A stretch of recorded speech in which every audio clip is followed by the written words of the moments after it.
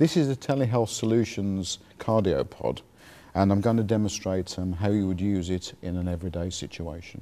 The first screen, which is the eligibility criteria for the test. They want to make sure that the person that's having the test doesn't already suffer from or is diagnosed as having high cholesterol, high blood pressure, heart disease, diabetes, kidney problems, or had a stroke or a heart attack. And also that they are in the age range between 40 and 74 and residents in the PCT. If the person having the check confirms that, we move on to the next screen. This is the screen where we take the patient's information. The next thing to do obviously is the first part of the health check, which is the blood test.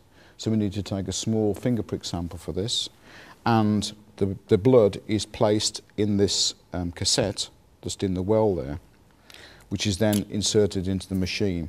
But just before we do that, we need to ask when the patient last had something to eat or drink other than just plain water. So if we put 8 hours in there, that makes this a fasting test, which is a more accurate test. So the cassette goes into the cholesterol machine, and this will measure the cholesterol levels and also the blood sugar levels of the patient. And while that's being done, we move to the next screen, and here we're going to measure their height, weight and waist circumference.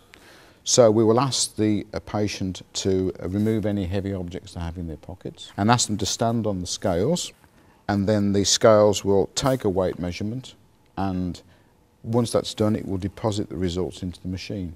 We also then have to measure the height of the patient, and that is again registered as centimetres and metres and also feet and inches.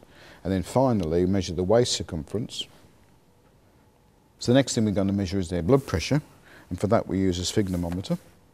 And as you can see from the screen, we're going to do 3 readings because we need to get the most accurate result that we can for this particular part of the test. And then we would select by clicking on the cross which of those we're going to use to go towards the final risk assessment. Having done the blood pressure, we move to the next screen, and this is the Audit C alcohol consumption check. And as it's a touch sensitive screen, it's at this point that the patient themselves get involved, and there are 3 questions to answer. First one, how often do you have a drink containing alcohol? And by picking one of the answers, they select it by touching the screen. And then the result of that will be a score, an Audit C score.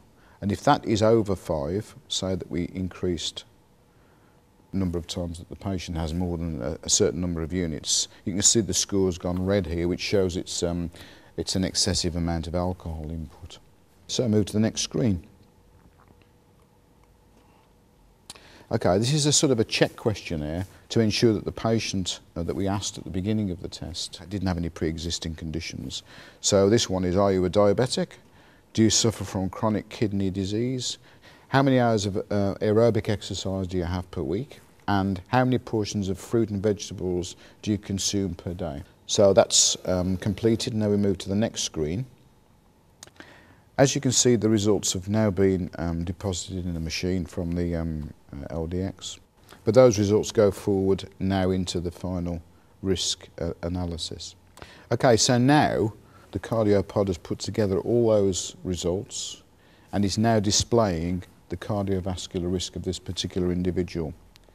As you can see, it's displayed here on the scale as greater than high risk. This is the first opportunity that this person may have had to know what their risk of having a stroke or a heart attack is. You can now play around with the results with the patient sitting there and explain to them what will happen if they carry out any remedial action to reduce their risk. You can see their risk now has dropped to low risk. So just by very simple interventions, this particular individual has gone from a 40% risk of a stroke or a heart attack down to below 10, which is low risk.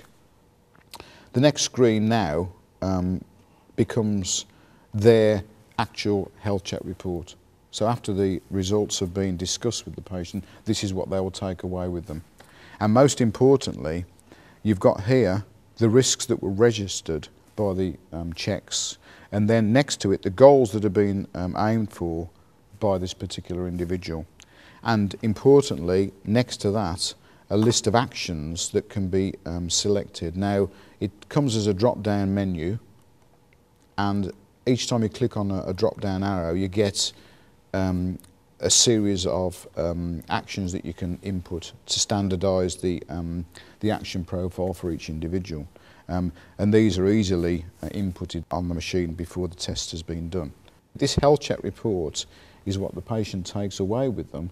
It gives their results, their goals, and also the actions they're going to take to achieve the goals that they want to achieve. We now press the commit button, and what that does then is it prints out those sets of actions and those results, and it also prepares to send the results through to their GP.